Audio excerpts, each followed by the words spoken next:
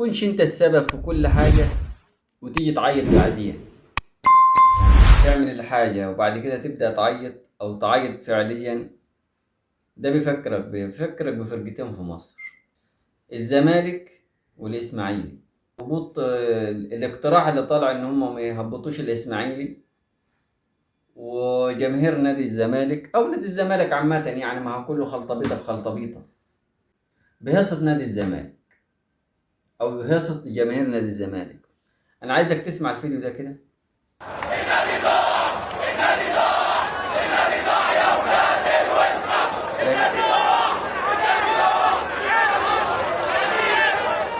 شوف هم بيقولوا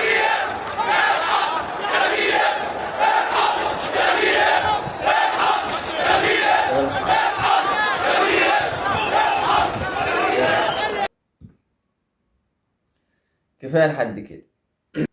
لما يكون انت في المثل عندك فرقة زايطة وعاملة وانت مفوت المباراة امبارح قدام بيراميدز، مفوتها عواد باع ارضه فعلا. عواد مش باع ارضه، عواد حب ان هو يبيع اراضيه كلها، بس معرفش غير ان هو يبيع ارضه اللي هي بتاعت نادي الزمالك. سمعة، طبعا سمعة وسخة اساسا بيعملوها لنفسهم، وده كان شيء متوقع لان هم مستواهم فعلا الاساسي كده. تاني حاجة، الجماهير دي اللي بتطالب برحيل مجلس الإدارة وبتشتم اللعيبة وبتشتم الإدارة ما انتوا اللي عملتوا كده، انتوا اللي عملتوا كده. ما تقعدش انتوا كده بتعيطوا على يعني بتعيطوا ليه؟ ايه اللي بيخليكم تعيطوا اساسا؟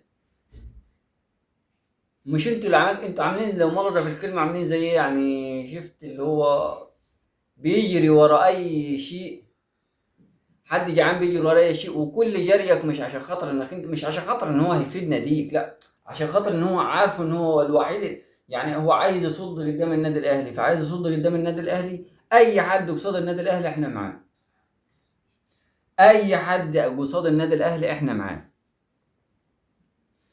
فضلتوا تبعبعوا وتهيصوا وتعملوا، في الاخر ايه؟ الليصه كلها جت على ناديكم، وبيراميدز عارف يديركم كويس. زي ما ممدوح عباس داير نادي الزمالك وهو قاعد في البيت بفلوسه، بيراميدز دايره جماهير نادي الزمالك بفلوسها.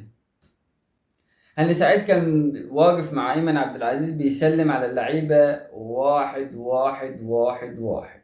ما تقوليش ان هو كان بيلعب في نادي الزمالك الكلام ده بعيد كل البعد. ما لعبوا 50 مرة قبل بعض. ايه اللي اخدوه؟ عمل كده؟ ما عملش كده، بس هو بيوصل لهم الرسالة ان احنا يعني هندفع هندفع كويس كمان، احنا على قد كلمتنا. وكان الاتفاق ان انت ما تكساش عليها بالاهداف كتيرة وانا هسيب لك الماتش.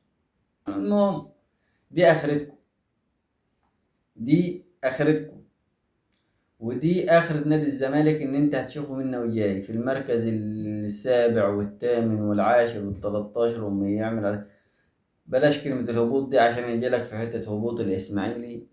خلينا نخش في هبوط الإسماعيلي وسيبك وركن الزمالك وجماهيره على جنب. بمناسبة إيه إنكم أنتوا تغيروا، إن كانت لائحة أو كانت نظام مسابقة أو يطلع مين لو مؤاخذة الإسماعيلي ده منص الأندية اللي هي نزلت. الإسماعيلي ما نزل في سنة 1957 نزل وصعد تاني في سنة 1963.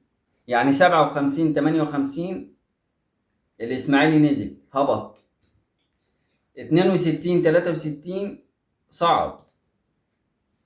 فيطلع مين نادي الإسماعيلي عشان خاطر إن هو في مثلا يتلغي له أو يتعمل له اجتماع أو يتعمل له أي حاجة عشان خاطر إن هو ما يهبطش زيه زي أي فرقة خسرانة تهبط، خسرت تهبط.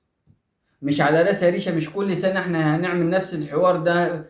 في سنه من السنين عملناها عشان الاتحاد، في سنه من السنين عملناها عشان خاطر الاسماعيلي ده حوالي يعني اتجمل حوالي 5 6 مرات ان هو ما يهبطش، والسنه دي عايزين تعملوها علني.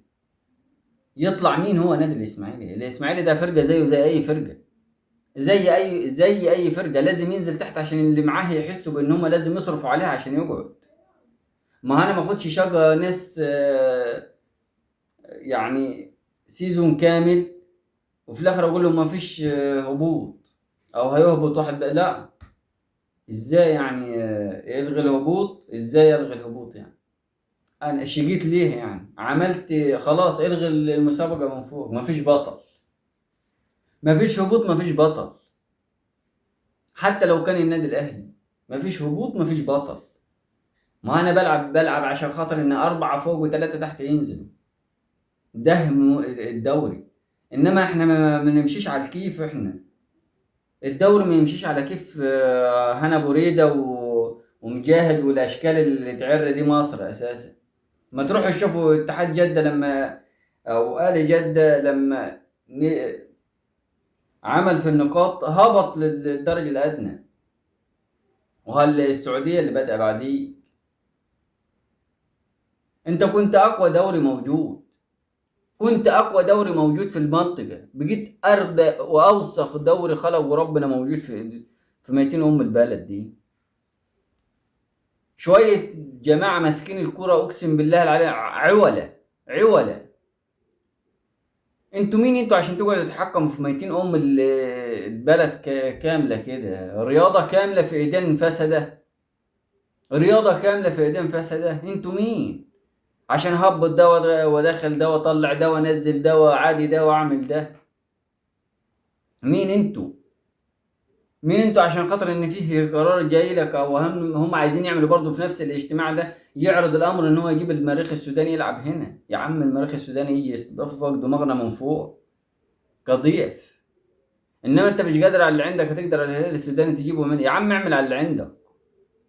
لما انت مش قادر على اللي عندك، عايز تلغي الهبوط عشان النادي الاسماعيلي، النادي الاسماعيلي ما عليهش ريشه من فوق، مش على دماغه ريشه.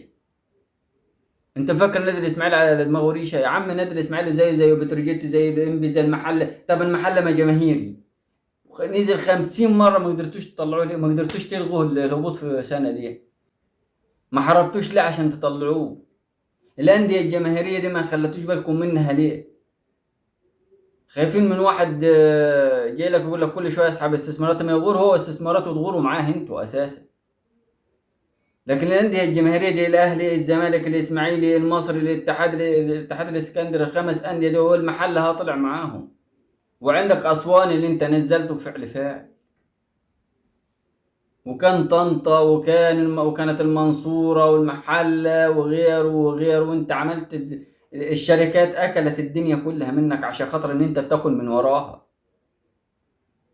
واللي موقف الدنيا دي كلها وقله الاكل من الضريع النادي الاهلي بس. فما نخليش نفتح عليكم نار جهنم. هنفتح عليكم باب مش هتقدروا تسدوه اقسم بالله. يا تمشي المسابقه زي ما قال الكتاب، يا ما تمشيهاش. واللي يغلط يتعاقب، اللي يغلط يتعاقب ان انت ما قدرتش تلعب وما قدرتش تجاري الدنيا. انزل اهبط في الدرجه اللي انت كدها، ولما تقوى وتكون عصب اطلع ونافس. ان انا مش هقعد اطبطب عليك كل سنه. ده قرف، ده اقسم بالله قرف. يلا ما علينا. لايك وشير واشتراك في القناة وفعل زر الجرس. دمتم في أمان الله. السلام عليكم.